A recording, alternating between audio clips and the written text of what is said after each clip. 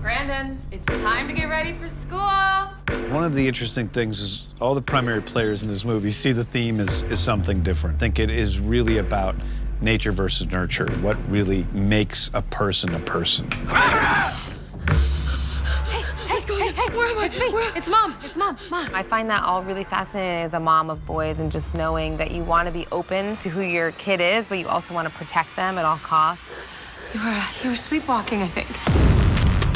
Kyle and Tori do the best they can to raise this kid, but he just starts to change, and there's nothing that they can really do about it. And maybe if they try harder, maybe things will be different, but ultimately, when the reality hits them, it hits them hard. When I read the script, I felt like this was a movie about parenting and about how to parent a difficult child. And I think that's a balance every parent can relate to. Like, how much do I discipline him? How much do I love him? What is that balance in life? Give it to me. I'm sorry, what'd you just say to me?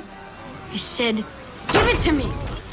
The emotional core of the movie is a story about a mother and son. When I read Brian and Mark's script, there was Tori, who has this son who she believes is special. Everything around her is telling her, yo, there's something that might not be okay about this. And she fought all the powers, and she said, no, he's special. I believe in him. He's gonna be something. The bond between his mom and him is so strong.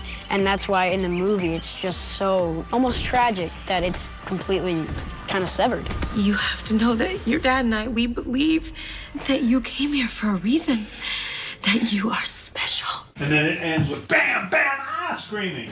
You're safe now. We got it. Tori is a Midwestern mom. She's in her early 40s, been married basically to her high school sweetheart, and had trouble conceiving a baby. And so she and her husband ended up finding an infant in the woods and taking him in and raising them as their own. Kyle is the father. He's always been a little reticent about adopting, but at the end of the day is really madly in love with his wife and this family unit. He'll do anything for her and ultimately attempts to.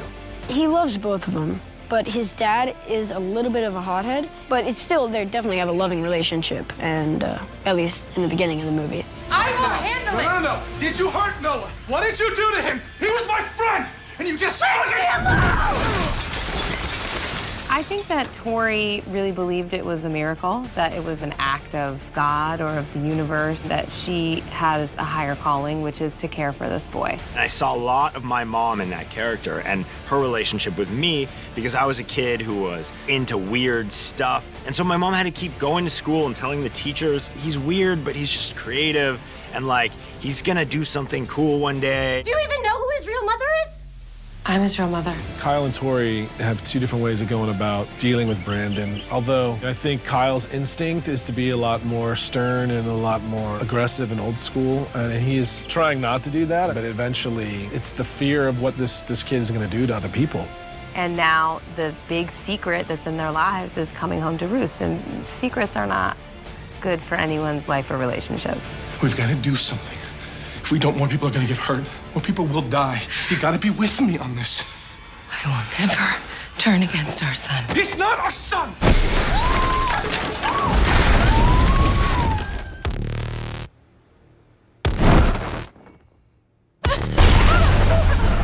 I love this movie because I get to run around and kick butt, and ultimately, I like that it doesn't have a happy ending for me.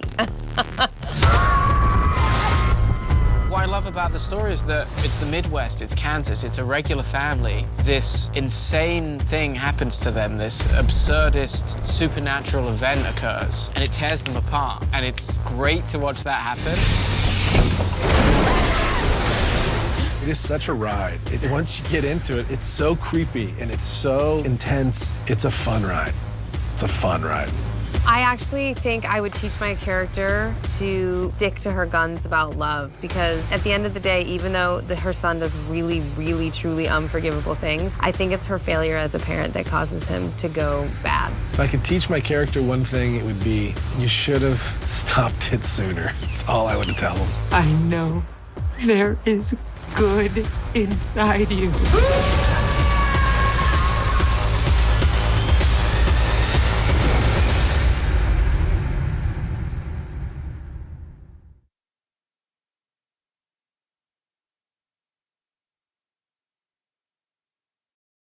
Brightburn it's a hero's origin story. Nothing to be afraid of. Your classmates have your back. And taking superhero moments and telling them through a horror lens.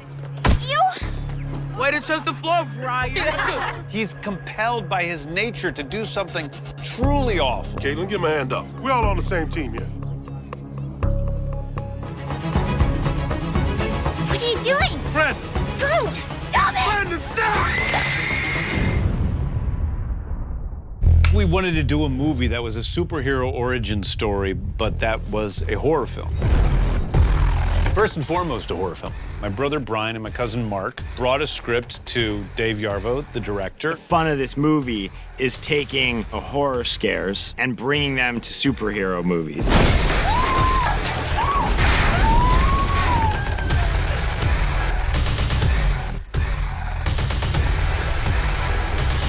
The idea comes from Brian, who has an adopted son, and he had this fear that when you invite a child into your house, you're inviting a stranger in. Regardless of whether it's adopted, you're concerned about who that child is going to turn out to be. We've come at every angle of the superhero movie that we possibly could, and this one is just completely different. It's coming at it from a straighter horror angle. Things are pretty black and white in a horror film. You know, there's the good guys and the bad guys, but this was on another level. When I first read Brightburn, I knew it was special. I knew it was different because it didn't fall into either the horror category or the superhero category. It was this incredible blend. Where are you? I'm home, Mom.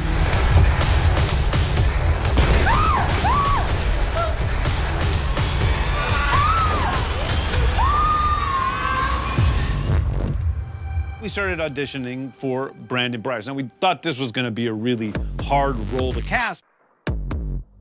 Jackson was one of the first of the boys to read. I think he was in our first batch, and he was impossible to top. It's all acting, right? I'm most excited to, as I play him, I get to experience the changes that he goes through throughout the movie. Brandon as a character, on the one side, he's this sweet, lovable boy. And on the other side, he's trying to be more independent, just like all kids do. Some of it is stuff that I can pull from real life experience, and then some of it is killing people. This kid is going through his adolescence. And he also is finding things out about himself and about what he can do and his powers that makes him feel literally powerful. Brandon is heavily conflicted. He tries to see it as more of an evil force, but when everyone in his normal life starts betraying him, he starts to see it as something that's more comforting. Traditionally, in a horror movie, they pull the chain, they turn, and a slasher is there, the audience screams, and then he stabs him, and then you cut to black, right? But in this, he looks over, and he sees his nephew in his closet wearing a mask, and he just rips the mask off of him. It's like, what are you doing here? Brandon, get in the truck!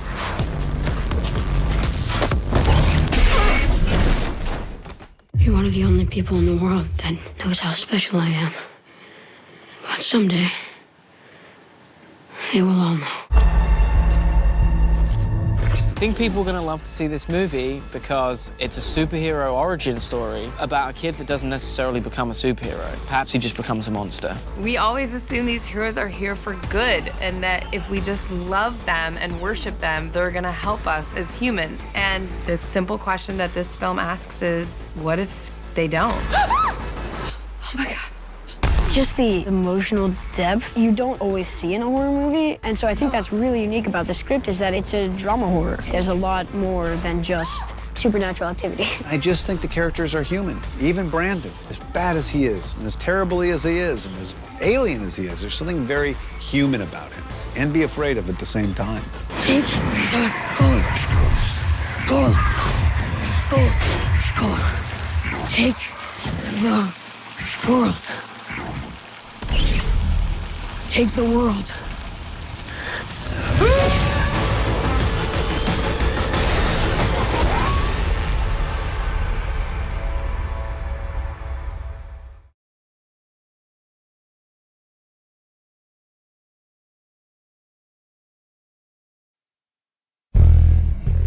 Tori? Brightburn is so entertaining on so many levels. I also really feel it's a relatable story for families. Hey, baby. What are you doing? And for people who are thinking about having kids, they probably won't want them after this. We've tried for so long to have a baby, and he's here. Those of us who do have kids, it really makes you question all of your parenting decisions. So there's so many relatable levels to this movie. I think that's what makes it different from every other superhero movie.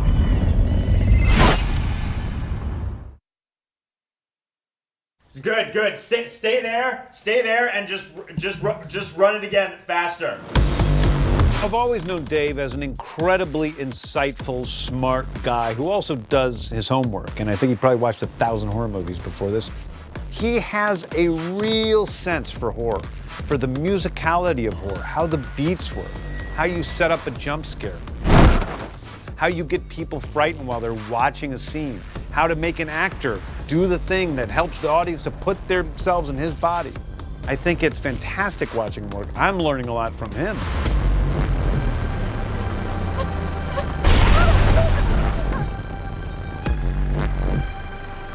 I wouldn't have made this movie with him if he was just my friend and I didn't think he was a fabulous director. I used to direct web series and Dave would produce them. So we've known each other for a long time. We've switched hats and gone back and forth, and probably will do more of that in the future.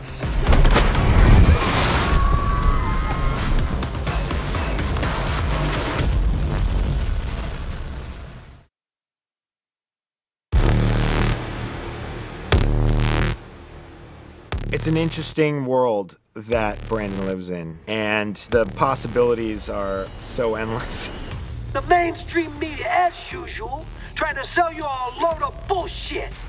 I think that Michael Rooker scene at the end is really interesting, and I think that people should watch it and think about it. Like what we were talking about last week, some kind of witch woman who choked people out with ropes and cords. You never know if you're afforded the opportunity to make another one, but certainly there's a lot more ways to be scared in this world. They are all out there. They are all waiting. And they're all gonna eat a fucking breakfast unless we get our shit together and do something.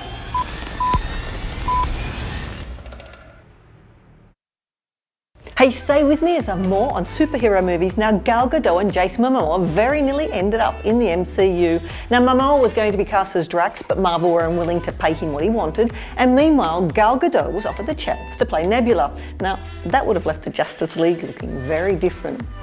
Now, do you like my t-shirt? You can get one too. The link is in the description.